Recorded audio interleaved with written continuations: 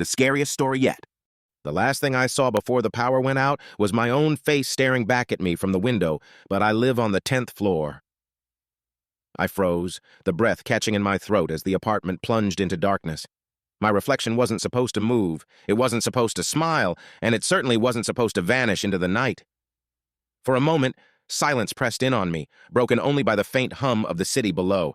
I fumbled for my phone, but my hand shook so badly that I nearly dropped it.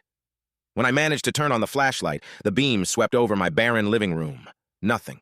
Just shadows pooling in the corners, stretching and twisting as if alive. I told myself it was my imagination, a trick of the light. I had been working late, sleeping less. But then came the knock. 3 slow raps on the window pane. 10th floor. I didn't move, couldn't move. My pulse thundered in my ears as the knocking grew louder, more insistent. With the flashlight trembling in my grip, I inched toward the window. It felt like the air itself had thickened, resisting every step. When I reached the window, I hesitated, then drew the curtain aside. Nothing. The city lights twinkled in the distance, the streets below empty. My reflection stood in the glass, pale and wide-eyed, just as it should be. But then my stomach dropped. My reflection blinked. I didn't. Before I could scream, its hand shot forward, shattering the glass. Fingers cold as ice clamped around my wrist, yanking me forward. I clawed and kicked, my flashlight tumbling to the floor, the light spinning wildly.